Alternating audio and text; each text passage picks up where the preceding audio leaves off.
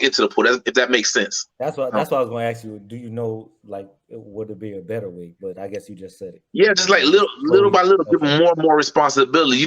Nobody wants to be the nobody wants to be Simba. Simba was thrown into responsibility. He folded, right? True.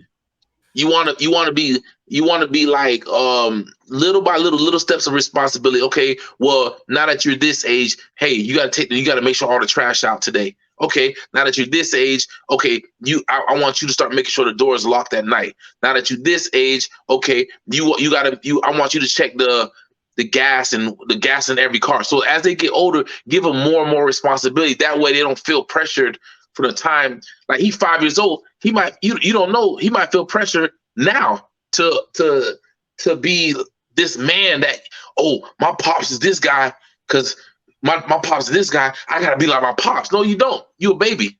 You a kid. You a baby till you're 25 by science. So be a baby. I agree with that.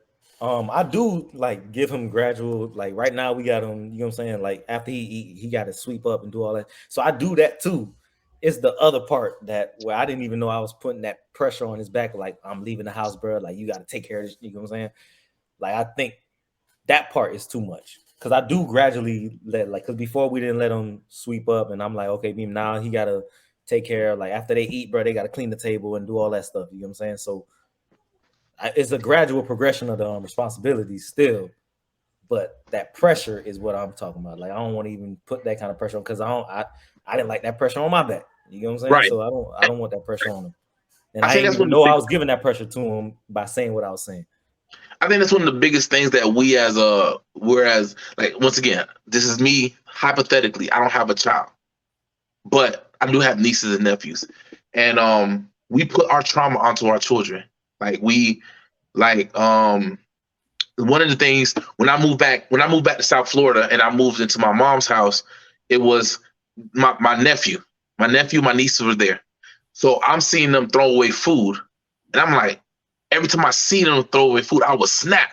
Why you throwing away food? I see Ugh. you, Fritz. Right, and I'm realizing like, damn, the reason I'm so mad at them throwing away food is because how I grew up. I may not eat that day. I may go. I'm going to bed hungry. You know what I'm saying? So it's like they didn't grow up like me. They didn't grow up in the same conditions. They're more they have more than we did, and there's nothing wrong with that. They still should learn how to appreciate food, but they don't need it. I don't need to react in violence, or I don't need violence. When I say violence, I mean like yelling at them. That's still violent to me. It's a violent act. I don't need to react with violence because they don't have my lived experience. So I have to find a better way to to teach them about the importance of saving food without invalidating their lived experience as well. So I gotta be able to. It's my lack of communication, not theirs. They're children. I have to impart my. I have to find a better way to impart my information onto them, given their circumstances. That makes sense to me, bro. Fritz, limo, All my right. bad. First, thank you. What you got? It doesn't matter.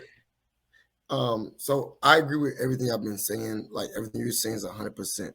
So my question was the fact was at the end of the day was the name broadcast was about breaking traditional generational curse.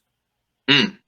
So now if everything we've been talking about has been curses that been brought upon us. So therefore, what we actually talking about is the title Slow of your the roll, video. my guy. Slow your roll, guy. I still got one more question, bro. You know what I'm saying? That question is what we about to ask right now, bro. So Oh my since bad. we gonna segue, I mean that's a perfect segue. I mean Pierre was bringing But it we up already too, started going there. We but already I'm just saying, Let I'm him just let him saying, formally introduce it. I'm just saying, we Pierre did it, bro. You know what I'm saying? And you kind of was kind of about to segue into it too. So this is not a new question. What are some generational curses and traumas that you are trying to break that you don't want to pass on? Damn. All right. And I'm gonna start with. Let Fritz start. Well, yeah, you're right. Go ahead, Mister I can Limo. start. So for me, one of the things I realized was the fact I didn't go with the father. Like Mm. I was saying that, like, oh, you gotta be the man, you gotta be this, you gotta be this. There's a pressure that been put upon me that I wasn't even ready for. How can I be a man if I grew up in a house full of women? But you're telling me to be a man. What is a man? The only man I really kind of knew was my uncle.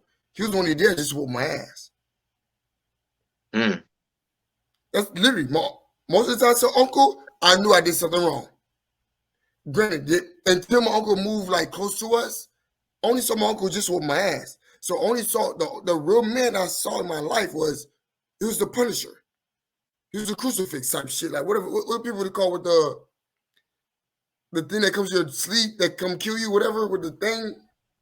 Executioner, they used to make it a word. No, not execution. It's called the Grim Reaper. The Grim Reaper. Yeah, thank you, Shirley. To me, he was a Grim Reaper. Only time Big I saw word, him was Shirley. to whoop my ass. That's the only time the biggest father figure I saw was the guy that came just to whoop my ass.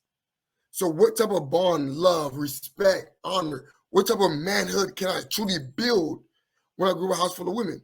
So women was telling me how to be a man, but no woman in the house was a man.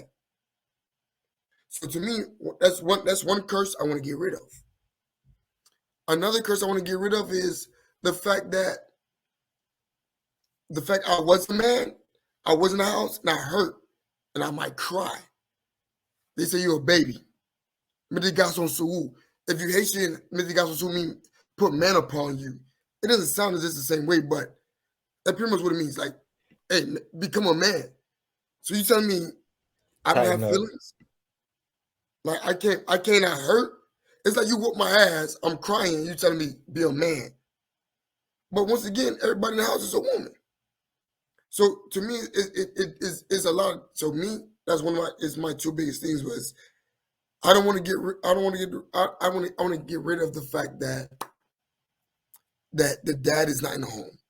To me, that's a generator's curse. My sister grew without a father. I grew without a father. And then my second thing I want to get rid of, don't apply pressure on my body, my soul, my spirit, my being that I'm not ready for, especially at a young age. I don't even comprehend or understand what you're telling me to do, but you're telling me to do it at a young age. So therefore, now I got to fill in the blanks, and I might fall into the streets because a man got to bring home the bacon, quote unquote bacon. I ain't got nothing right now. I could be 13 making $1,000 a week. I'm paying rent. I'm bringing home bacon. I'm a man, but are you really a man at the time? You're not. You know what I'm saying? But it's the understanding of what a man is. So I guess quote unquote the umbrella is I want to get rid of is the fact that like the man not being in the home. I would say that. The man not being in the home. I don't know how to word it. I'm not articulate like that. But I just don't want my curse is the man was never at home. I want to get rid of that. When I'm my child, I want to be there for my child. So you want to be a present. You want to be a present right. father figure and a present force. male in your home. Right. I want to be a present force in my sanction, whatever you want to call it, sanctuary, whatever. I can't remember, but you get what I'm saying. Sanctuary. Thank you, my brother. But yeah, that's because big words. That is cliff words. I don't care, but to me, that was two things I grew up with that I really still fight to this day.